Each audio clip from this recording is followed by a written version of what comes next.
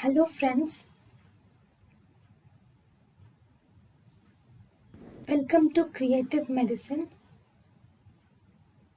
In this lecture, we will learn about Mid-arm circumference. In mid-arm circumference is evaluated between 1 to 5 years of age. Shackel's tape is used to measure the mid-arm circumference.